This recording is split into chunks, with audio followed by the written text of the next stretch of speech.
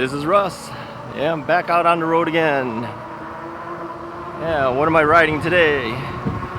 It's white. That could be a number of bikes. It's white.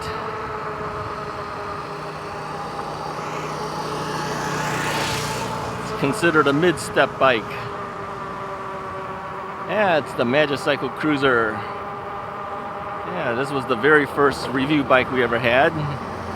Still one of my favorites. Yep, I like riding this bike, especially now with the suspension seat post there, and then the large, extra large Giddy Up saddle. You know, I don't think that saddle is available anymore. I can't find it anywhere. Pass through here first. There's another brand. I think it's called YLG. Is that what it's called? I'm not sure. Go check it out yourself. Yeah, it's got those wide wings. I call them wings. It looks almost identical to the Giddy Up. I've never used it, so I can't really 100% say, but reports have come in from some of you guys that the YLG saddle is actually pretty nice. I'm gonna assume it's very similar. Kind of looks the same. It's really big. Alright, so we got the okay to go through. Driver waved me on.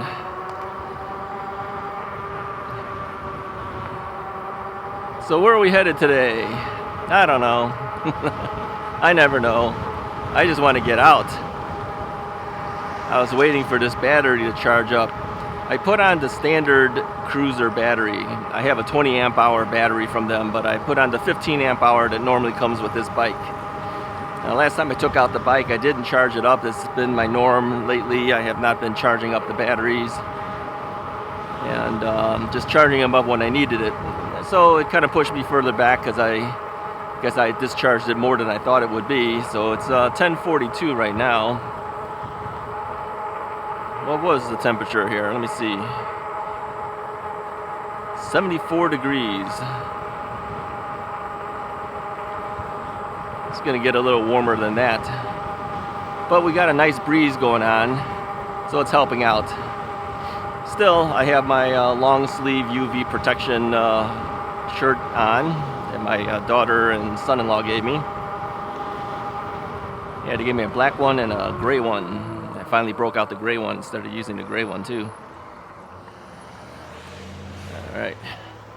Now you might notice that this area that we're going is typically how we go when we go to the post office. We're not going to the post office today, but we'll head in that area. Let's see what's out there. And this road is considered a shared path. So both bike riders and cars can use it. I don't know why they even do that, because you can ride pretty much on all the other streets too that's not labeled. Because if you look on the street here, you see it's marked with a bicycle. Maybe it's just to make them more aware that there might be more bikes on this road than maybe other roads, that's all.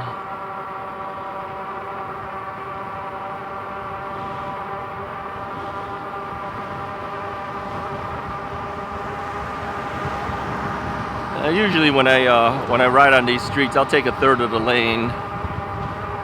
It makes it too tight for them to try to pass me without moving slightly over. You know, if you go too close to the curb, they'll just push you right into the curb. They won't even move. I've had a couple cars try to do that.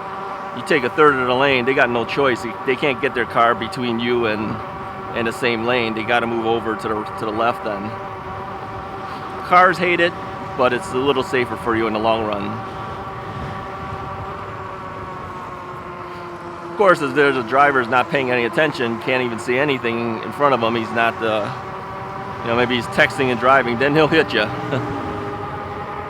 So, can't guarantee that you'll always be safe doing that, but in general, you're safe for doing that. So I noticed that today when I put on my helmet, my microphone clip seems to have broken a little bit. I'm gonna have to buy some more microphone clips. I don't know whether they sell these individually from Shure. It's a Shure microphone. I don't think they do. If they do, it probably costs an arm and a leg. I may end up trying another brand, see if it'll clip it. The problem is that some of these lavalier microphones have thicker cables. The Shure one is very, very thin cable.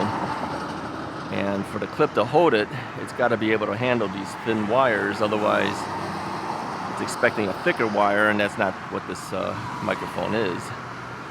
Yeah, they designed these microphones really for stage plays and the like, where they hide it in their hair and all sorts of different areas. So they have very thin cabling. The microphone element is super small. It's not what you would think for a typical lapel mic. It's really small. I'm talking millimeters small. So yeah, it's kind of a specialty mic, but that's why our sounds as good as it does, is because we use better quality audio equipment.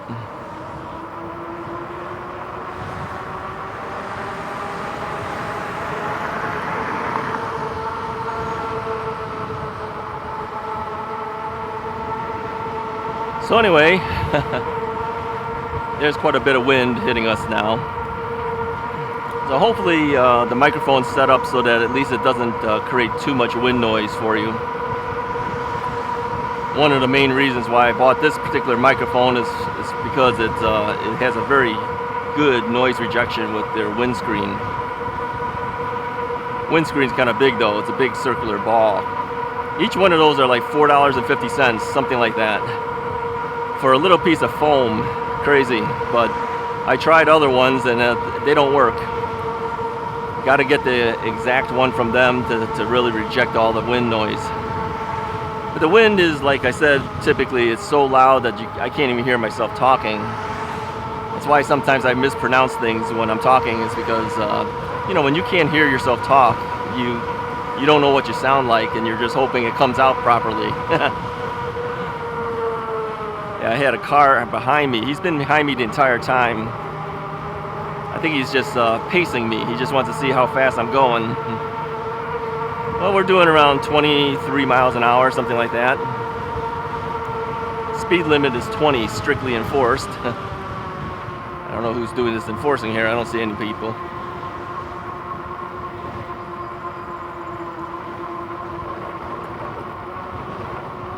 Yeah, being on this suspension seat post and this saddle, man, this thing is really smooth. It's really, really nice. Works well on the Cruiser. You know, the Cruiser is a fairly big bike, just so that you guys know, in case you ever decide you want to buy one of these things. They call it a mid-step, but really you can't step through this thing at all. You got to swing your leg over just like a step-over bike.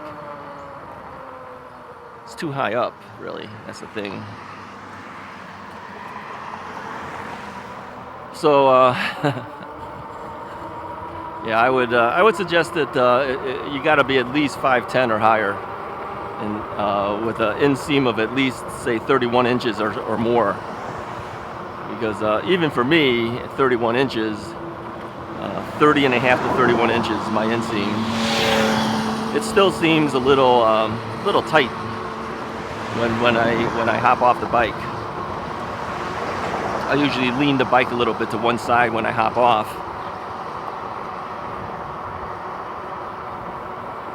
There's a lot of cars on this road. I don't like that. I think eventually I'll move over to the left. There's a park that I always try to get to, and I never seem to be able to get to it right. Maybe I go too far. I don't know. Okay, let's move over. We'll take a left-hand turn, maybe at this street. So I'm gonna have to signal. Now cars will probably wonder what they're gonna do, because I'm gonna be in the left-hand lane. Of course, there's cars over there on the other side. So we're gonna have to make our move right here. Now you gotta take a little gamble, right? Yeah, it's calculated risk. Yeah. You got to know how fast your bike can go, how responsive it is. you know, before you do moves like that. If your bike doesn't react quickly, I would never have done that. You know, I would have let all those other cars go first before doing it. But no, we know the Cruiser's pretty responsive.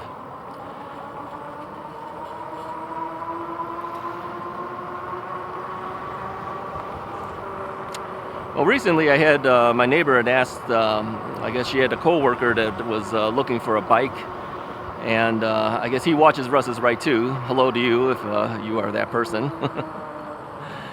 And she was saying that he was looking. Let's go this way. He was looking for a bike that could do off-road. Now the thing is, when people say off-road, I'm not really sure what it is that they're talking about. Are they talking about just taking it on a gravel roads?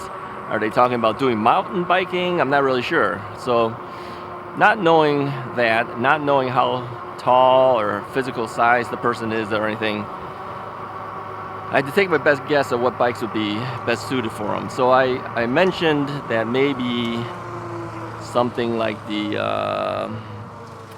let's take a right over here, that the Magicycle Cruiser Pro might be a good one to consider. Now, they have the Cruiser, okay, in case he's watching. There is the Cruiser besides the Cruiser Pro. The Cruiser is cheaper by a couple $100 because you don't get the larger battery and you don't get the hydraulic brakes. But I think the hydraulic brakes for something like off-roading would be kind of important. So I recommended the Cruiser Pro. Now, this of course is more expensive when you do that. So I suggested that, and I also suggested maybe something like the Himiway Cobra. These are the kind of bikes that are kind of designed for that type of thing. But you'll notice that the pricing of these bikes are kind of up there. They're not cheap. Magicycle has some sales going on right now though. So I don't know whether you can use the RUSSISRIGHT codes along with the sale prices. I think you can, but I'm not positive, okay? So again, use my affiliate link if you decide you want to get one of those things. Then put in my code, all right? See if that's less or more than their current discount, and who knows, maybe you could even do both at the same time. I have no idea. You could try it. All it's going to do is if it doesn't take it, it's just going to reject it, right? So what about other bikes? Well, I have a bike that just came in. I haven't even done the review yet on it, but I know that eventually I will probably let it go. It's kind of a big bike. It's kind of like a cruiser-sized bike here. Now they don't claim it to be designed for off-roading, but based on the way it looks and the like, I think it can. The only thing is though is the torque on the Magicycle is better. So if you're going up and down hills or anything like that, you're gonna like the fact that you use the Magicycle instead of this other bike that's coming up. But that bike is a lot less money and it has hydraulic brakes. So it's something to consider. If you're interested in that, contact my neighbor and let her know, and then she can let me know, and then we'll work something out if you're interested in that. I have to do several videos of it, of course, before I can let it go. All right, I think I got to take a right here. But it is one that you should keep an eye out for, okay? The review on that will probably come out in, I don't know if it'll be, it might be next week, something like that, if I'm lucky, if I'm able to do it. All right, let's turn here.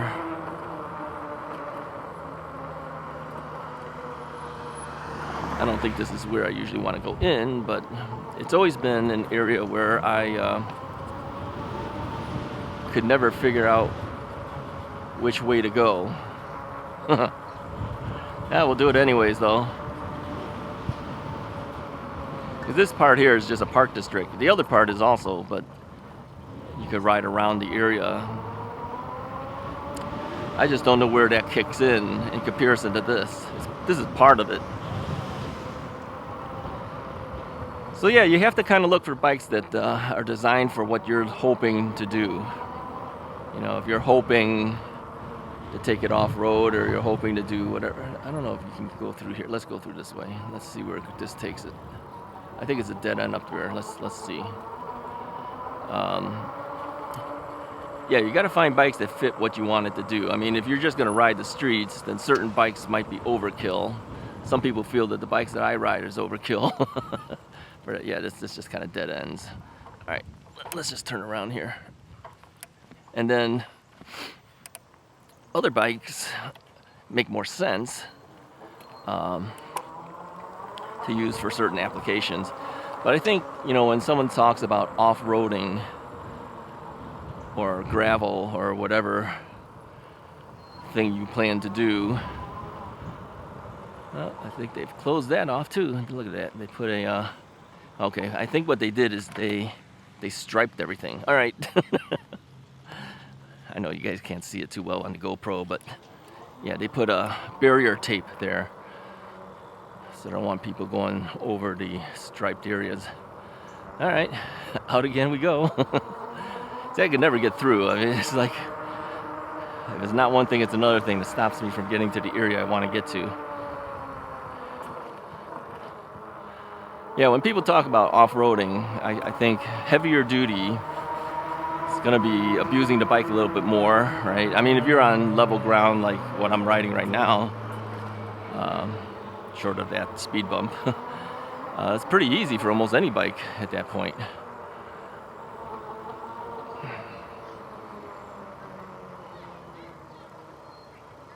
All right, keep going, people. I need to know what you're doing. The thing is, I'm trying to balance. I'm trying to balance myself without hopping off the bike.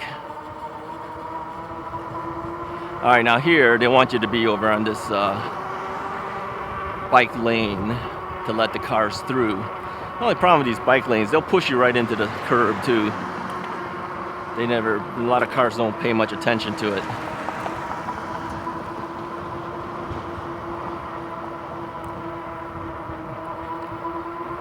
Yeah, that's not where we wanted to go. It's the same thing, and this is the same problem I always have with this area.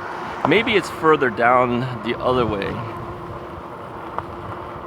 Yeah, oh well. I always get confused. I don't know the name of that area either, so I can't even GPS it or anything like that. But oh well, too bad. We never seem to. Doesn't work over here either. That's a cul-de-sac. All right, and then forward we go. Quentin, we did that before. We ended up on Quentin. I want to do that. We turned around here too. I don't want to ride on Quentin. Quentin's even a bit more dangerous. All right, we're gonna cut through this thing and turn around. If I can find an opening.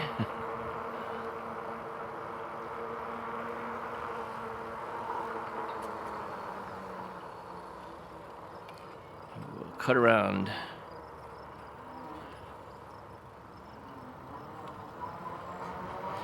Yeah, the thing is you know, when you're too slow, you can't keep the bike vertical.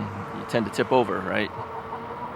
So when cars are trying to make their minds up what they're going to do, in the meantime, I'm trying to balance without having to hop off. Okay, you gotta wait for this FedEx truck. All right, we gotta hop off because he's slowing down and stopping. It makes it tough for bikes. All right, no cars. Good. Good. All right, let's go further down. Let's see if we can find where this thing is. Find where that entrance is. So it must be further down than I thought, to the left. I always seem to make the same mistake over and over and over trying to look for this area.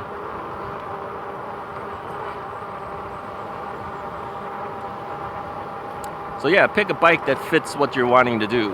If you're just commuting around town, get a commuter style bike. You know, you might not need a really big fat tire bike to do that. Mrs. Wright and I have been riding commuter style bikes whenever we go grocery shopping. I take the Euphree City Robin X Plus. She usually takes the Pedigo. Her Pedigo has no baskets on it or anything like that. So that's why I take the Euphree, because I have two baskets. I have a front basket and a rear basket. So I can carry anything. You saw that I carried a watermelon a couple of times. Yep. It's the benefit of 2-basket system. Alright, I don't think it's this way either. I don't think it's connected. We'll keep going for a little bit. Let's see what happens. What'll happen is we go too far, we'll go into major streets, and I don't want to do that either. But there's no cars on the road right now, very few.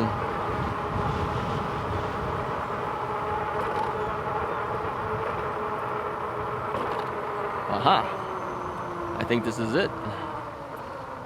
I think this is it. Yeah, this is it. So it is further this way. See, the thing is not marked very well. You just gotta know it's here, I guess. Yeah, I always thought it was connected to that other section, but apparently not. Alright, hey, we made it.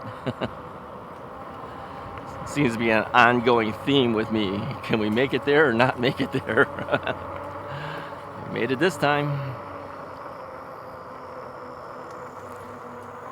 We did the head nod.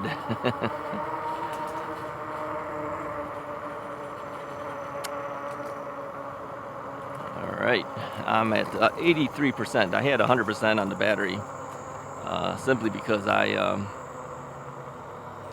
charged it up just before we took it out.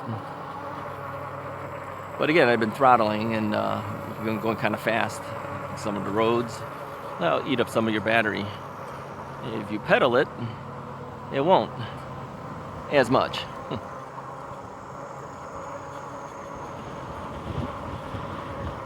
So yeah, the Cruiser.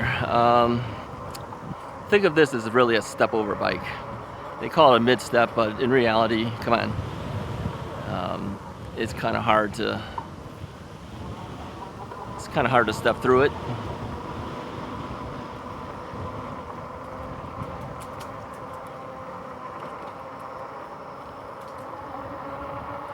Now we're gonna go around in circles a little bit first. Show you the area.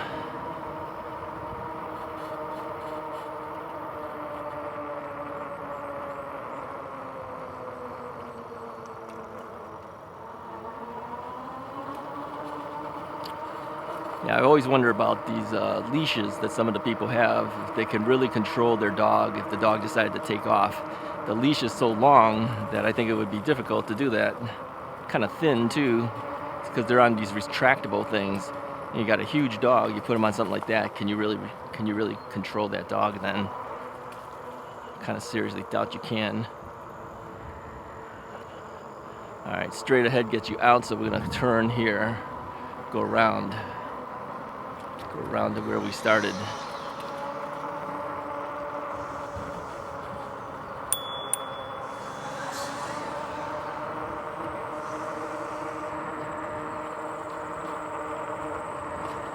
I think the very first time I took this area here, I ended up going out the wrong way from where I came in, and so I was like, where is the stuff that I'd seen before? Didn't realize that there was multiple entrances and exits on this path. But I know it now. I still usually make the mistake anyways, because it's very easy to make the mistake. At least for me, it's always easy to make the mistake.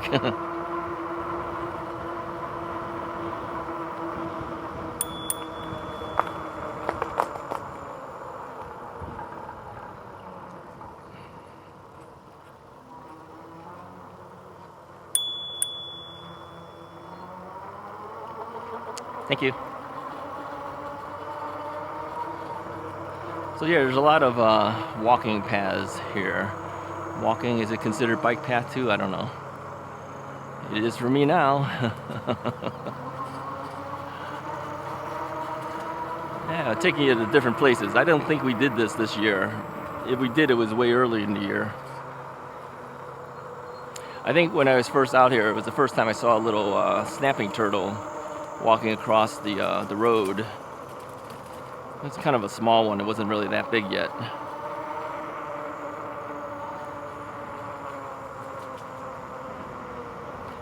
So yeah, okay, here it leads you back out. But is it actually back out to the same area we came in? See, that's what we always question.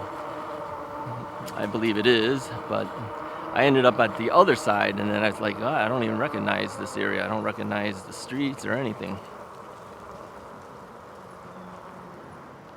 Hi. All right, so we're out of here.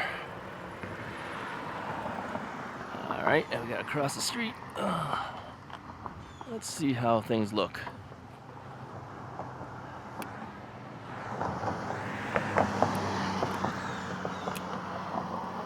Gotta take it when you can take it. Go when you can go. All right, we'll take a right out of here. The next available street. Head back.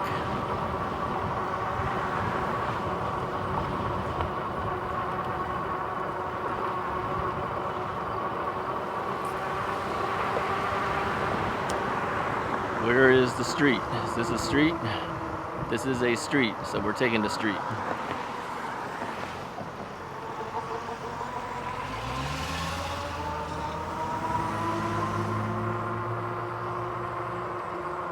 Yeah, a lot more bikes I've noticed. Some of them happen to be e-bikes, some of them aren't. This one's not because the guy's going kind of slow, so I kind of figure he's not. I think we passed that guy before. Didn't we already pass him? We did our thing coming back and he's still coming forward. So you can tell how much difference in speed we go compared to someone on a regular non-electric bike. 11:07. Yeah, we'll be coming up close to lunchtime. What am I going to do for lunch? I'll take you with me to lunch? Nah. Just costs more money.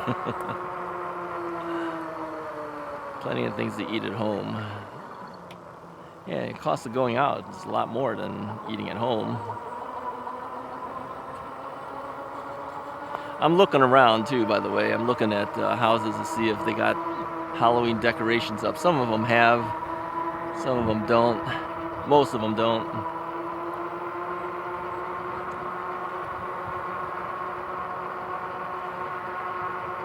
All right, well, what else has been new?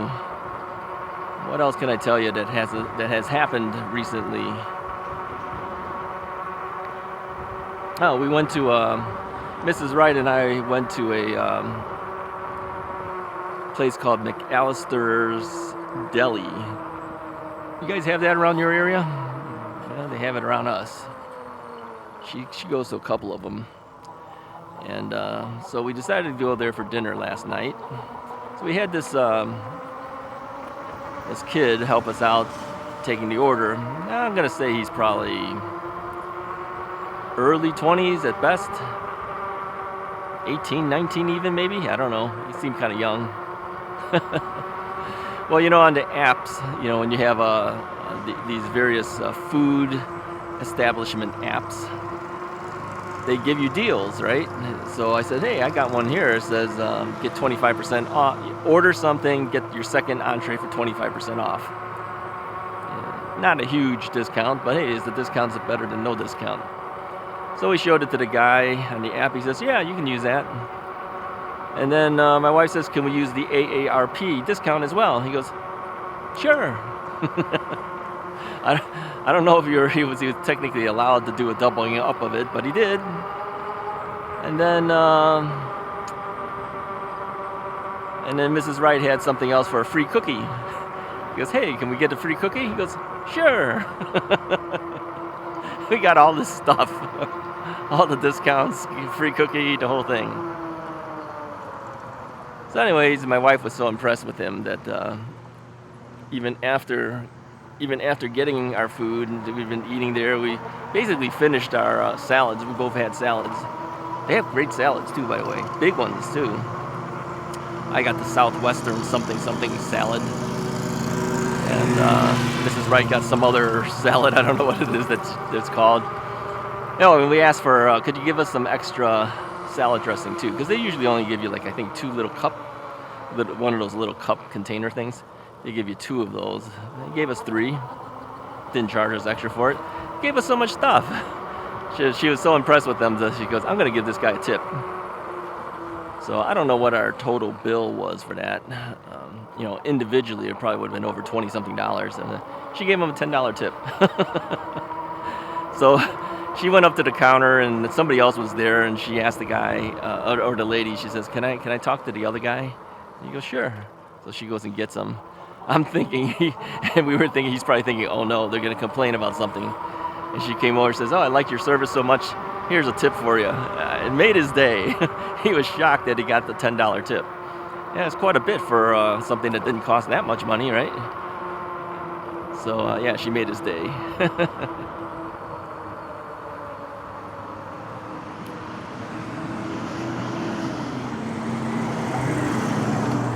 I think Mrs. Wright is typically a bigger tipper than Russ is right.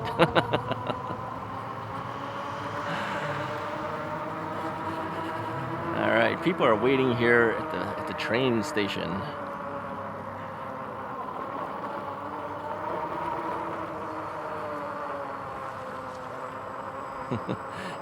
Guys on a scooter. Yeah. Scootering around. I'm biking, he's scootering.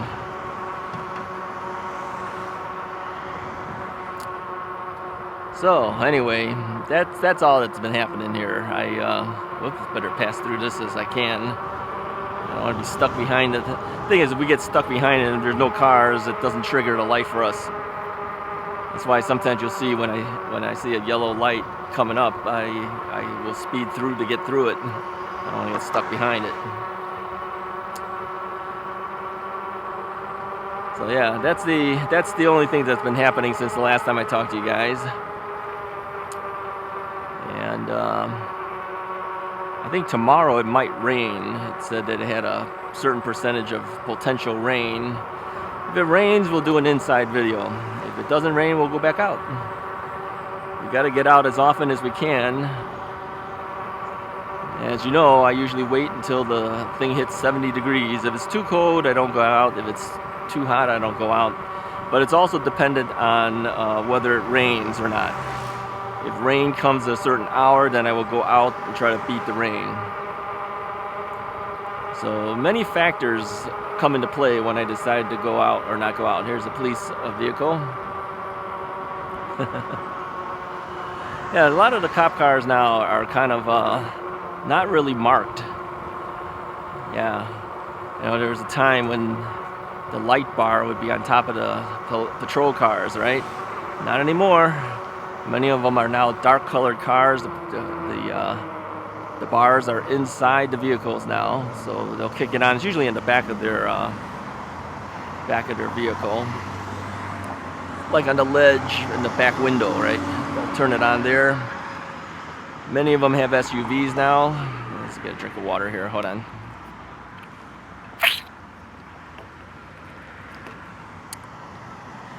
But I remember the regular cars and the bars on the top and everything. Yeah, when I was working in law enforcement out in San Diego, our San Diego PD cars, the bars are on the top still. Not too many of them had anything like an SUV. Although our crime van, we had one crime van at Chula Vista PD, that was an SUV. San Diego PD crime vans were standard box vans, kind of big, but you know, you collect a lot of evidence. Sometimes you need that big van to bring the evidence back to the police station, right? So yeah, times have changed.